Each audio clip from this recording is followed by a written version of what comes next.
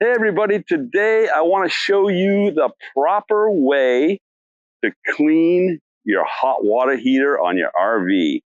We have a Alliance Avenue 32 RLS, and in this we have a hot water heater that has electric and gas.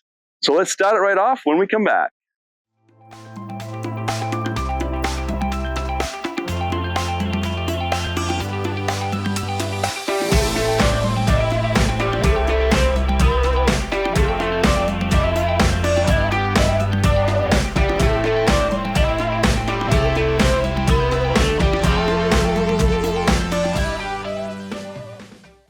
All right, so what I want to show you first is the tools you're going to need and the stuff you're going to need. You will need 3 gallons of white vinegar. That's for actually setting in the hot water heater. We're going to let that sit for about 6 hours, okay? You're going to need a socket. It's a 1 1/16 inch socket. You're going to need that to get the plug off on the bottom.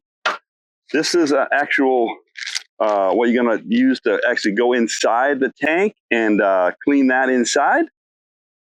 And I actually use this Van Peak is the one I have. Of course, you're going to need to change your anode rod.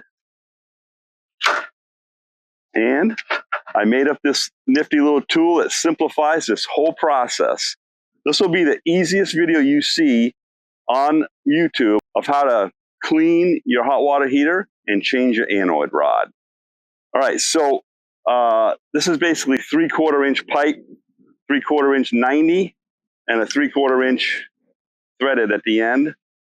Okay, you don't even have to glue these together. They all come apart. Okay, this is gonna come in really handy when we go to put the vinegar in here, with 3 gallons of vinegar in the tank, and finish filling it with water and let it sit for 6 hours.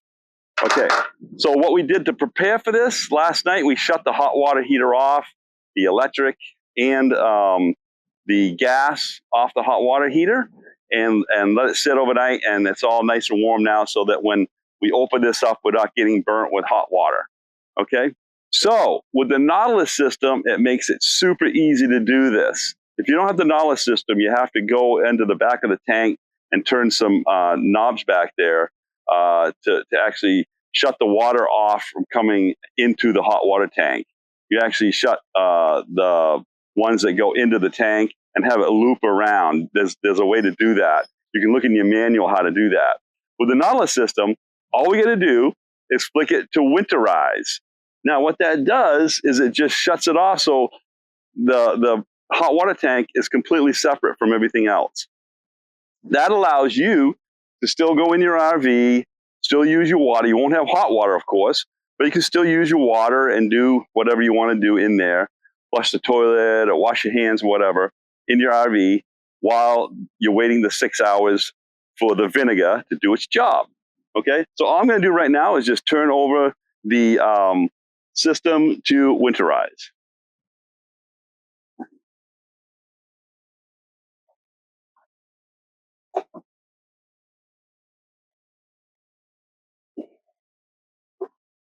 Okay, the little diagram on there makes it super easy to do this, and that's all you have to do.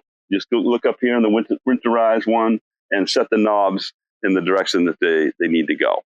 All right, the next thing we need to do is I need to get a bucket out here, a white bucket, to show you what comes out of the hot water heater. All right, we're going to do that next. All right, so now I got my white bucket. I'm going to drain the water out of the bottom of this hot water heater. It's going to drain into the white bucket. I chose white so that we could actually see any material that comes out of there. All right, so I'm going to take my socket here, let off any pressure that might be on here. Just pull this little lever right here up here. Just pull it with this pressure. It'll let it off. Now I'm going to take my 1 1/16 inch socket. And when I get this off, it's just going to come flowing right out of here really good. So kind of want to step out of the way a little bit. I'll probably bring this bucket right up here and just let it flow right into this. Oh, here we go. There is a lot of stuff coming out of there. And I'll just open this up, and she'll have to really come out. Just kind of crack it open a little bit. If I open it all the way, and put that rod that's in there.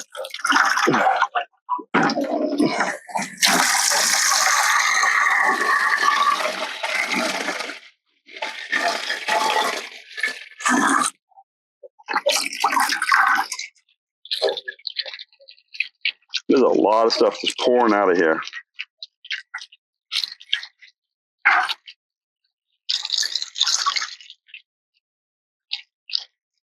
Got 5 gallons of water in there, 6 gallons of water basically.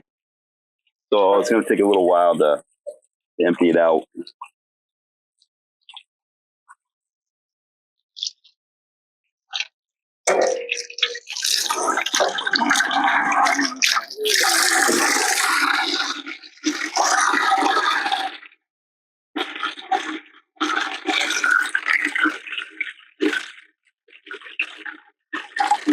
It's not going to get all the water in the bucket, but for the most part, I'll show you what I did get out of it.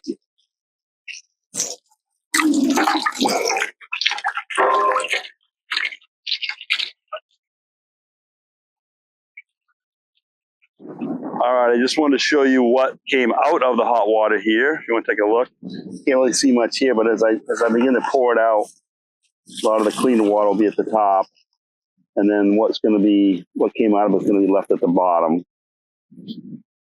Can you see that?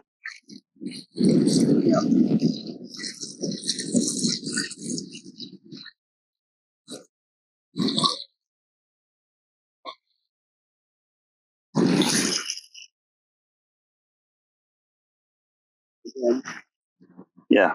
So that is what was in the tank. For the most part. I mean, some of it probably ended up on the ground. I don't know, but it's not going to hurt anything. It's like minerals.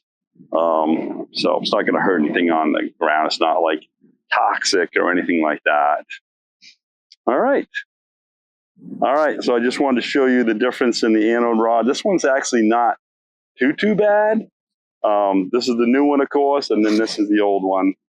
It's a little crusty, but we bought the better anode rod. This one is made, I believe, out of aluminum, and some of the other ones are not. They're made out of some other material. It's a stainless steel core in this one, aluminum rod with a stainless steel core. So I think it lasts a little bit longer. But, all right. Okay. I think I'm going to do is hook this up. I'm going to try to get anything that's in there loose right now out of there.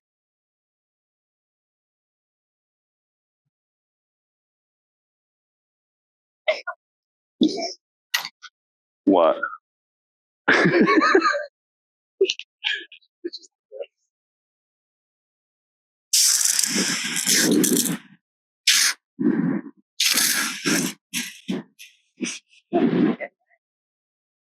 Huh? All right. So I'm going to take this and put this in here and put some pressure to it and see if I can get anything out of there.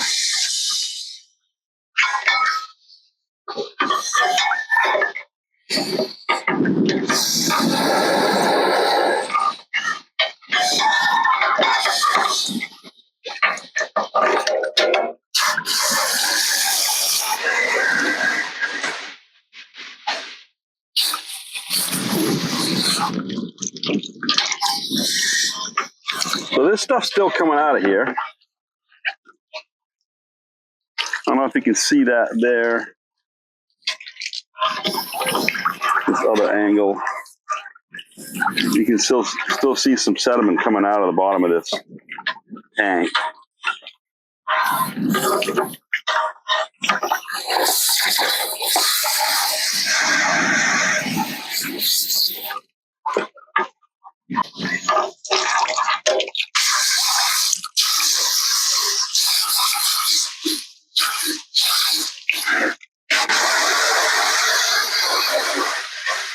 Works good for cleaning off the side of the rig. All right. So now, what I'm going to do, take that right off, thread that on there. Be careful not to strip the threads on the plastic, because it's only plastic, or PVC, I should say.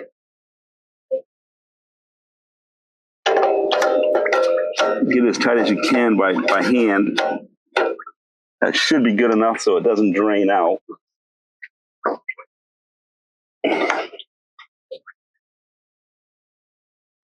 And give that a little tweak.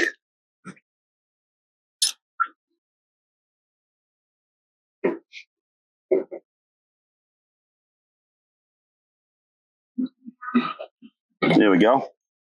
Let's tweak it in there a little bit. Put this on. And you got to put a funnel on up here. So what will happen is I'll put the 3 gallons in. We know that it'll take at least that amount. And then I'll fill the rest with water. What will happen is water will start to come out the top, and then we know it's full. This kind of works like a sight line on the side of a, I don't know if you've seen these water or coffee makers with the sight lines. It's the same concept. As I begin to fill the tank, this will come up and it'll come right up to here, and then it'll overflow. All right.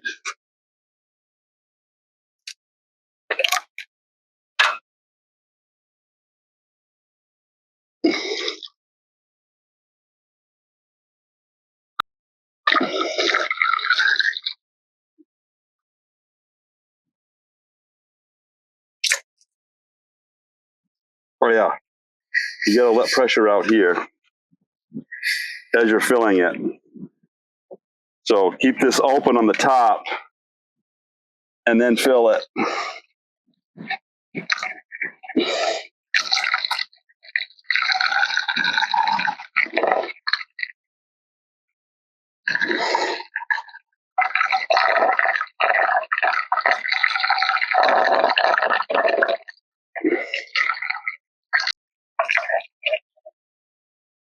Okay. Now I'm going to finish filling it with water. Let me tell you, the last time I did this, I did look inside here before we put the vinegar in. I looked inside, and it was nasty in there. After the vinegar, I looked in there, clean as a whistle. It cleans it out like you wouldn't believe. So I'll have to shut the water off here real quick. A little bit more. That's good. Remember to hold that upper valve open. It just gets airlocked, and then it will come off the tube here. So you just got to keep that upper valve open. I did it with the vice grips the last time. I don't know how though. It seemed to work this time. All right, just starting to get full. I can see it coming out it's coming out the top there. All right, we are full. So now we wait 6 hours. For you, it'll be just like that.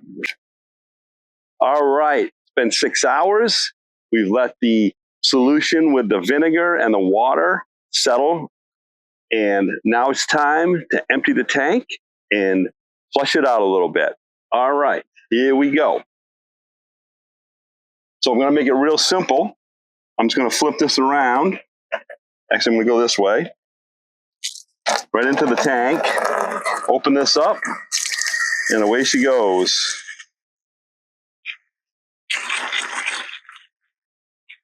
There's some stuff coming out, but not a lot.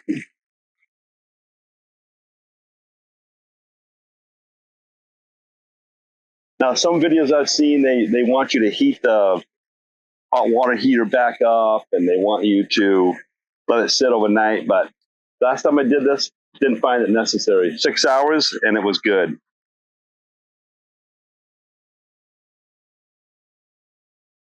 All right. Just remember to open that top cockpit there, and she'll come right out. All right, let me just. Okay, that looks pretty good. I'm just going to pull this off here.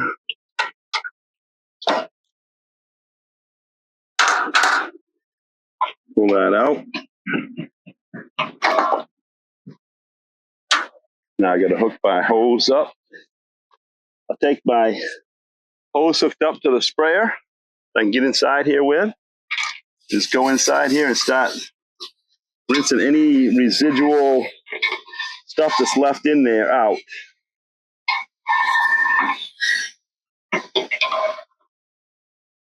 Now there is some stuff coming out. You can see it. Oh, I was supposed to put some paper on here so it didn't affect my paint. But the way I did it, draining it with the hose this time was a lot better, and this is just mixed with water, so it shouldn't really affect my paint at all. Yeah. So flipping the tube around, you don't really have to put paper down here. That was kind of an idea I came up with the last second.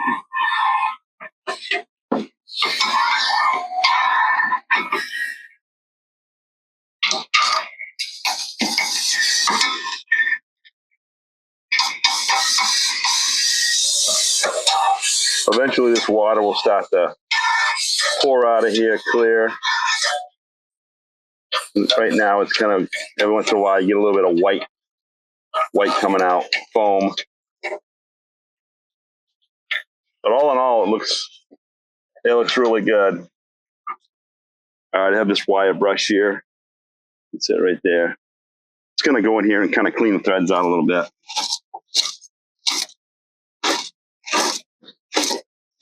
All right, that looks pretty good.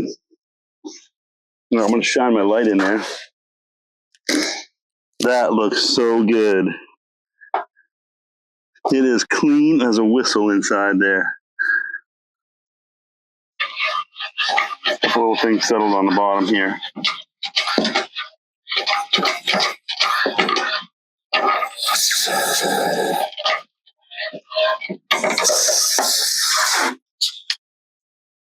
That's pretty good. So much better. All right. You're bound to get a little bit of sediment over the years that sticks on the bottom because you just can't. There's like a little bit of a lip there. All the water doesn't come out. Only so much is going to come out of there. If you had some way maybe of vacuuming it out, I guess that would possibly work. But for the most part, it looks pretty good and it's good enough. All right, I'm going to grab my anode rod. This anode rod already comes pre-taped. So there's already tape on there. Don't have to worry about that. A little tricky getting it in the right place because it's got some weight on the end of the anode rod and it tends to put you in the wrong position to screw it in, but you're gonna push down on it and make sure your threads are right. You don't want to cross thread those. You'd really be in trouble. All right, let me grab my wrench.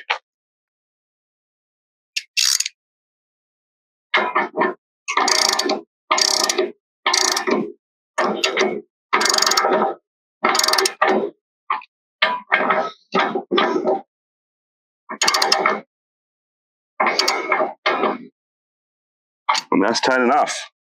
That's not going anywhere. All right. The last thing you have to do is go in here, put your water back on. I run it on dry camping. You can run it on city water. It doesn't really matter either way. City water. I'll put it back on city water because we're hooked up right now. And yeah, there you go. What will happen is the tank will actually refill and stop. And that's it.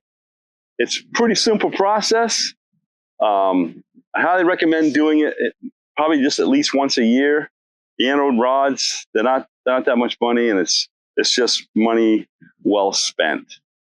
Really, I really appreciate it if you share this with other RVers that have heaters like this. It'd be great. I'm looking to build the YouTube channel as much as possible, get some more subscribers, and that would really help if you shared it. I'd really appreciate it.